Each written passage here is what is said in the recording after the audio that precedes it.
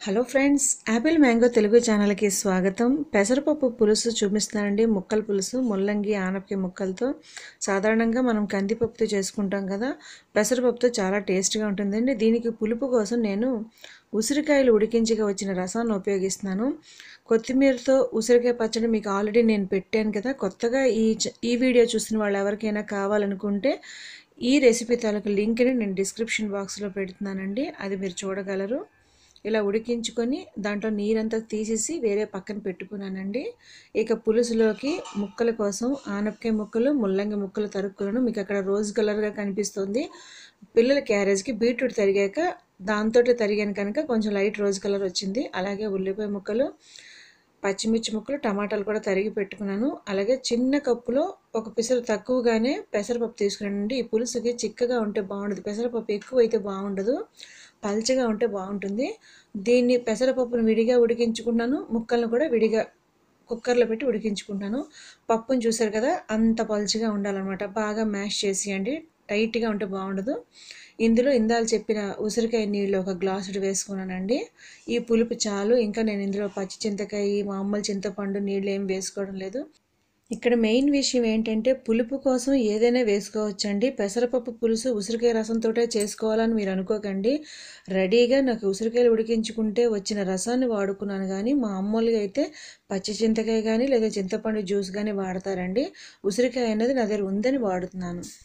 నేను పెసరపప్పు ఉడికించినప్పుడు పసుపు వేయడం మర్చిపోయానండి, లేదంటే మీకు చక్కగా పసుపు పచ్చగా కనిపించేది. ఇప్పుడు ఇది మజ్జిగ పులుసులా తెల్లగా కనిపిస్తున్నది, అయినా పర్వాలేదండి. మళ్ళీ మనం పసుపు వేస్తే రంగు మారిపోతుంది. ఇప్పుడు కావలసినంత పసుపు వేసి కేవలం కలర్ కోసమే కొద్దిగా కారం వేస్తున్నానండి. అలాగే సరిపడినంత ఉప్పు వేస్తున్నాను.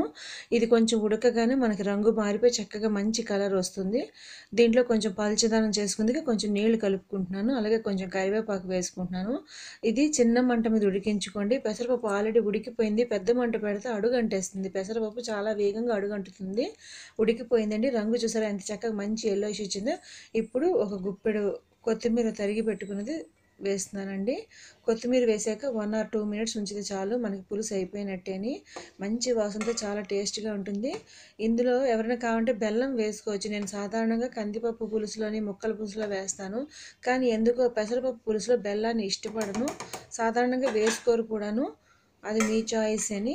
మనకు అయిపోయిందండి. ఈ ముల్లంగి ముక్కలతో ఈ పులుసు చాలా టేస్ట్గా బాగుంటుంది. ఇప్పుడు దీంట్లో పోపు పెట్టుకుంటున్నాను. కొద్దిగా నూనె వేసి ఆవాలు వేసి ఆవాలు చిటపటలాడిన తర్వాత మెయిన్ ఈ పులుసుకి టేస్ట్ని ఇచ్చేది వెల్లుల్లిపాయని చితగ్గొట్టి తొక్క తీసి వేయండి. ఫుల్ ముక్కలు తరిగికండి. అలాగని అలా ఆపాటనే కాకుండా కొద్దిగా క్రష్ చేయండి. ఇవి వేగుతుంటే మంచి స్మెల్, మంచి టేస్ట్ వస్తుందండి. ఇందులోనే కొంచెం ఒక 2 ఎండుమిరపకాయలు కూడా వేసుకుంటున్నాను. కారం అసలు కలర్ కోసం వేసాను తప్ప కారం ఎక్కువ వేయలేదండి. పచ్చిమిర్చి వేసుకున్నాను. ఇప్పుడు 2 ఎండుమిరపకాయలు వేసుకుంటున్నాను. కొద్దిగా జీలకర్ర, ఇంగువ కూడా వేసుకుంటాను. మనకి ఆవాలు చిటపటలాడిన తర్వాత ఈ వెల్లుల్లిపాయలు కూడా కొంచెం రంగు మారినట్టుగా వేగితేనే బాగుంటుందండి. పచ్చి పచ్చిగా కాకుండా వేగితేనే చాలా టేస్ట్ వస్తుందన్నమాట. ఈ పోపు ఆ పులుసులో కలిపేసుకోవడమేనండి. ఇది చపాతీలోకి, దోశల్లోకి బాగుంటుంది. మెయిన్ అయితే అన్నంలోకి చాలా బాగుంటుంది. ఈరోజు మా లంచ్లోకి చేసుకున్నాను. అలాగే మజ్జిగ మిరపకాయలు వేయించుకున్నాను, అది ఆల్రెడీ మీకు ఇంతకుముందు చూపించాను కదా.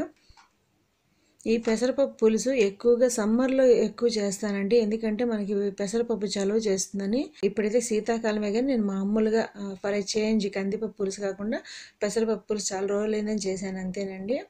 తప్పకుండా మీరు ఇది ట్రై చేయండి. ఎలా వచ్చింది అనేది నా కామెంట్ సెక్షన్లో చెప్పండి. ముగ్గుతో ఇంకో వీడియో పెడుతున్నానండి. దాంట్లో నేను మిల్లెట్స్ కోసం చాలా డౌట్స్ కొంతమంది అడుగుతున్నారు. ఆ డౌట్స్ క్లియర్ చేయడానికి దాంట్లో వాయిస్ ఇస్తాను. వీలైతే రాత్రి లేదంటే రేపు మార్నింగ్ అప్లోడ్ చేస్తాను. తప్పకుండా అది కూడా వాచ్ చేయండి. ఇప్పుడు నేను ఈ పోపు వేగిపోయిందండి. స్టవ్ కట్టేసి పులుసు పెట్టుకొని ఆ పులుసులో ఈ పోపు కలుపుకుంటున్నాను. పులుసు రెడీ అయిపోయిందండి. మీకు ఈ వీడియో నచ్చితే లైక్ చేయండి, మీ ఫ్రెండ్స్కి షేర్ చేయండి. కొత్తగా చూసుకునేవాళ్ళు ఇలాంటి మంచి రెసిపీస్ కోసం, మంచి వీడియోస్ కోసం సబ్స్క్రైబ్ చేసుకోండి. థ్యాంక్ యూ అండి. Thank you for watching.